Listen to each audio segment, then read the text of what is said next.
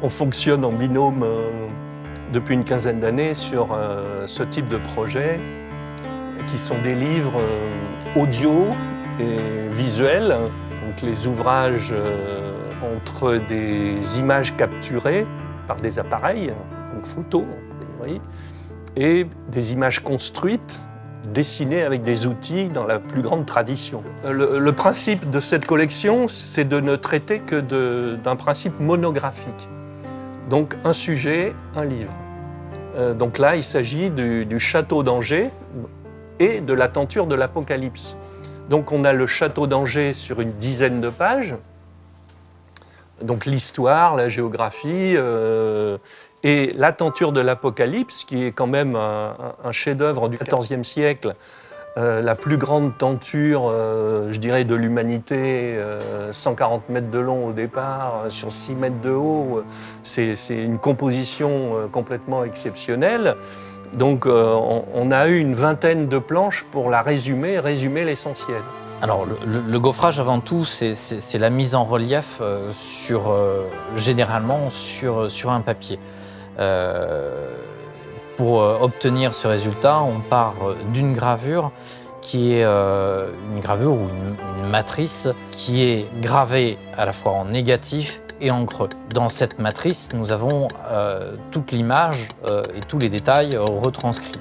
L'objectif ensuite est de restituer sa contrepartie par un moulage de plâtre, de monter ces reliefs de façon progressive, de façon à capter le moindre détail de la gravure. Une fois cette contrepartie sèche et définitive, nous allons procéder à la frappe sur le support papier de façon à le déformer par pression et là d'arriver à matérialiser sur le support tout le relief de la gravure. C'est juste être en mesure de mettre à disposition des personnes aveugles, donner le moyen de lire l'image par le toucher. Et ça, c'est déjà en soi une jolie révolution.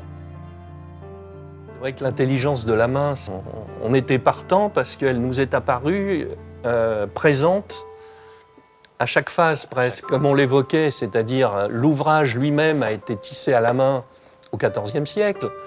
Là, ce dessin a été fait avec un outil donc de type crayon classique, donc on est sur un travail manuel. Et une fois le gaufrage qui présente quand même des finitions manuelles très importantes, et en finale, la dernière intelligence, c'est celle du lecteur qui va redécouvrir l'image avec ses propres mains. Donc en fait, on a une succession d'efforts manuels qui monopolise l'intelligence sur des époques différentes et sur des phases différentes. Donc c'est quand même, enfin je dirais, il nous a semblé qu'on était bien dans l'esprit du prix, en fait. Encore une fois, la réalité de l'ouvrage, c'est mettre l'image à portée de lecture tactile. Et moi, pour moi, c'est une aventure exceptionnelle.